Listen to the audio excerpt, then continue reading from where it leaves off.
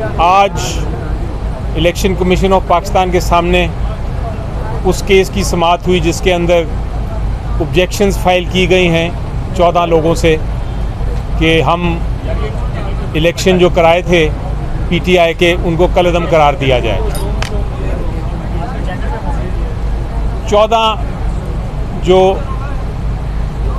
Applicants हैं, जो ऑब्जेक्टर्स हैं, उनकी बहस के बाद आज हमारी बहस शुरू हुई। सबसे अहम पॉइंट जो है इस केस का वो ये है कि इलेक्शन जो हमने कराए वो पीटीआई ने अपने आइन, अपनी कॉन्स्टिट्यूशन, अपना कानून, जो इलेक्शन का कानून 2017 का है, जो इलेक्शन कमीशन ऑफ पाकिस्तान ने रूल्स बनाए हैं, उनके मुताबिक कराए। हर एक को पता था मीडिया में कि किस दिन नॉमिनेशन पेपर फाइल करने हैं, हर एक को पता था मीडिया में कि किस दिन इलेक्शन है। इलेक्शन का शेड्यूल जो था वो भी मीडिया पे प्रिंट हुआ। जिस दिन नॉमिनेशन पेपर्स फाइल किए गए वो भी मीडिया पे रिपोर्ट हुआ। जिस दिन इलेक्शन का पोलिंग डेट थी वो भी मीडिया पे, इलेक्ट्रॉनिक और प्रिंट मीडिया दोनों पे आया। तो इसमें कोई अबहम नहीं रहा कि इलेक्शंस जो थे, जो इंट्रा पार्टी इलेक्शंस थे पीटीआई के, वो पीटीआई के आइन के मुताबिक हुए। अब कानून ये कहता है कि अगर किसी को इतराज़ है उस इलेक्शन से तो सबसे पहले उसको ये साबित करना है कि वो पार्टी का मेंबर है, सपोर्टर नहीं, वर्कर नहीं, वोटर नहीं, मेंबर, वोटिंग मेंबर। यानी कि हमारी एक ऐप है, उसको कहते हैं राब्ता ऐप। उस ऐप के अंदर जो भी मेंबर्स हैं उनकी लिस्ट मौजूद है। बैरिस्टर साहब अभी आपको बताएंगे चेयरमैन साहब के कितने लोग उसके मेंबर्स हैं। ये जो 14 लोग हैं उनमें से एक भी शख्स पीटीआई का मेंबर नहीं है। राब्ता एप्लीकेशन के ज़रिए जो भी मेंबर होता है उसको एक मेंबरशिप कार्ड भी मिलता है। मेंबरशिप कार्ड के अलावा उनको एक मेंबरशिप फ़ी भी देनी पड़ती है। ये जो 14 लोग हैं इनमें से किसी के पास भी मेंबरशिप कार्ड भी नहीं है, ना उन्होंने फ़ीस दी है। कानून ये कहता है कि अगर आप मेंबर नहीं हैं तो आप एप्लीकेशन नहीं फ़ाइल कर सकते इलेक्शन कमीशन ऑफ पाकिस्तान के पास। तो पहला मौक़िफ़ तो हमारा ये था। दूसरा मौक़िफ़ ये था कि ये जो 14 लोग हैं इनमें से एक ने भी एप्लीकेशन नहीं दी कि हमें नॉमिनेशन फॉर्म दें। इनमें से एक ने भी एप्लीकेशन नहीं दी कि हम कोई इलेक्शन लड़ना चाहते हैं। जो इलेक्शन होता है पीटीआई का वो पैनल बेस्ड इलेक्शन होता है, यानी कि हर पैनल के लिए 15 कैंडिडेट्स चाहिए, 15 मेंबर चाहिए।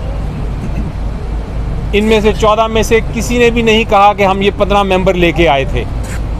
ये जो एप्लीकेशंस फाइल की गई हैं इसमें भी जिक्र नहीं है कि हम किस पोस्ट के लिए इलेक्शन लड़ना चाहते थे। इसमें भी जिक्र नहीं है कि हमने कोई एप्लीकेशन फॉर्म दिया। इसमें भी पैनल नहीं दिया उन्होंने। तो इस तरह इन दोनों पॉइंट्स पे हमने इल्तिजा की इलेक्शन कमीशन को कि हमने इलेक्शन करा लिए हैं और कानून में ये जो 14 लोग हैं इनके पास कोई गुंजाइश नहीं कि वो अपनी ऑब्जेक्शन पिटिशन फाइल कर सकें। और इसलिए हमने इस्तदा की कि ये एप्लीकेशन जो हैं इनको डिसमिस कर दिया जाए। इसके अलावा कानूनी टेक्निकल बहस भी हुई। सिंपल जो उसको अल्फाज में अगर मैं बयान करूं तो जो इलेक्शन एक्ट है 2017 वो ये कहता है कि आपने एक सर्टिफिकेट देना होता है चेयरमैन ने कि हमने इलेक्शन कर लिए हैं। उसके बाद इलेक्शन कमीशन ऑफ पाकिस्तान के पास कोई गुंजाइश नहीं है, उसको वो मानना पड़ता है सर्टिफिकेट। और अगर इलेक्शन ना कराए कोई जमात इंट्रा पार्टी इलेक्शन तो उसके ख़िलाफ़ एक्शन ले सकती है इलेक्शन कमीशन ऑफ पाकिस्तान। लेकिन अगर इलेक्शन हो गए हों तो फिर उसके ऊपर इलेक्शन ट्राइब्यूनल की तरह इलेक्शन कमीशन ऑफ पाकिस्तान के पास कोई इख्तियार नहीं कि उसके ऊपर वो उसके निटी ग्रिटी में जाए, उसकी वैलिडिटी देखे उसके शेड्यूल को एग्जामिन करे। तो ये कानूनी नुकात भी बताए हमने इलेक्शन कमीशन को। इलेक्शन कमीशन ने पूरा मौका दिया दूसरी साइड को कि वो जवाब भी दे। मेरी नज़र में कोई मुनासिब जवाब हमारी इन बहस का नहीं दे सकी और इलेक्शन कमीशन ऑफ पाकिस्तान ने अपने जो ऑब्जेक्शन पिटिशन के केसेस थे, जो एतराज़ात के केसेस थे, ये 14 मेंबर लोगों के, उनको उनके ऊपर महफूज कर लिया फ़ैसला। और वो अब ये नहीं बताया कब अनाउंस करेंगे, लेकिन महफूज कर लिया।